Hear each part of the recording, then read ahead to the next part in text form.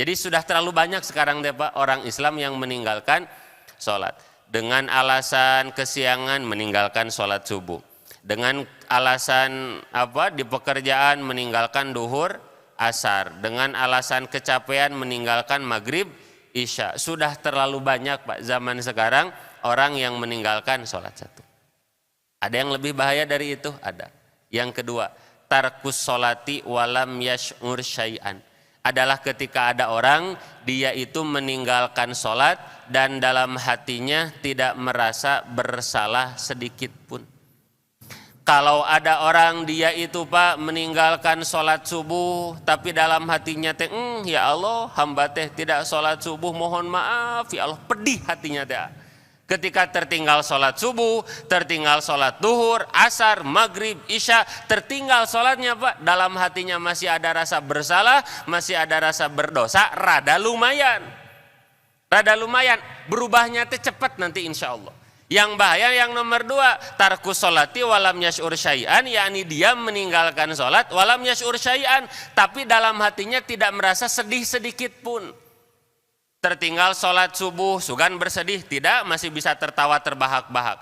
Tertinggal duhur, asar, sedih, enggak, dia itu masih tertawa riang gembira.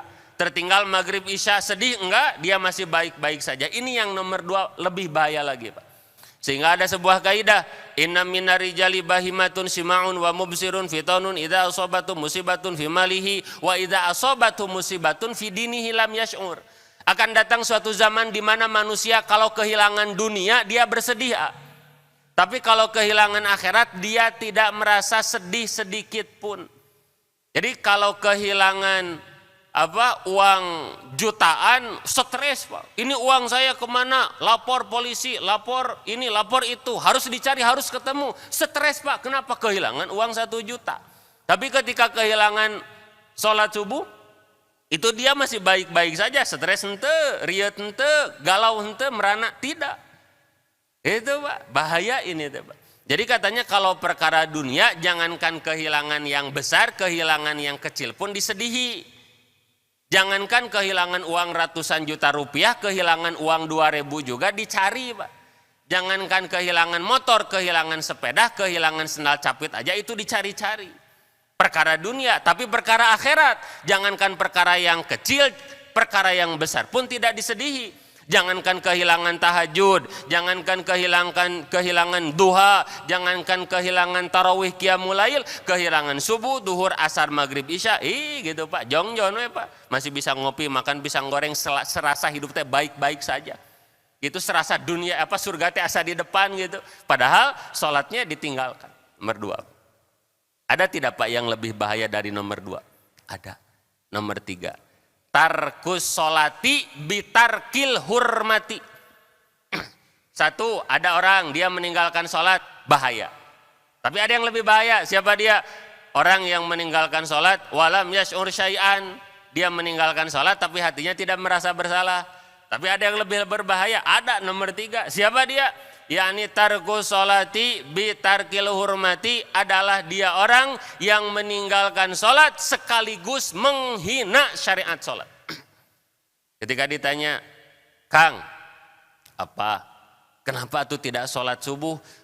Pak Ustadz, saya juga tahu tidak sholat teh dosa, tapi dah gimana, saya tiap bangun teh jam salapan, aduh Pak Ustadz, saya teh tahu itu teh dosa.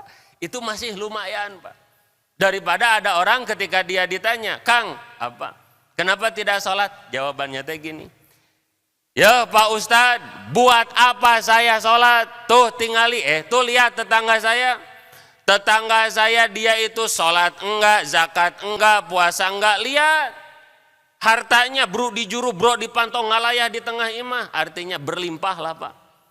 Rumahnya megah, mobilnya mewah, istrinya cantik, anak-anaknya sehat. Ada anaknya yang jadi dokter, ada yang jadi insinyur, ada yang jadi dokter hewan dan lain sebagainya. Padahal dia juga nggak sholat. Buat apa saya sholat? Saya sholat aja tetap susah. Nah kalau itu Pak, ketika dia meninggalkan sholat dengan alasan seperti itu paling bahaya. Atau yang nomor 2 Pak, meninggalkan sholat. Nah di dalilan, iya Pak, rada bahaya ya. Kumaha sholat nah di dalilan?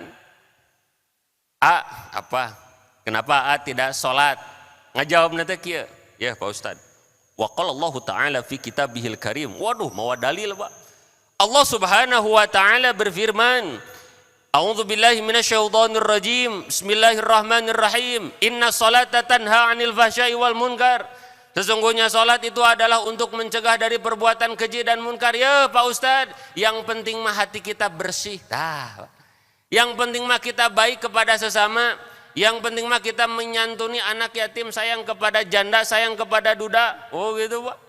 Yang penting mah kita rahmat sayang kepada sesama. Enggak apa-apa ya, tidak sholat juga.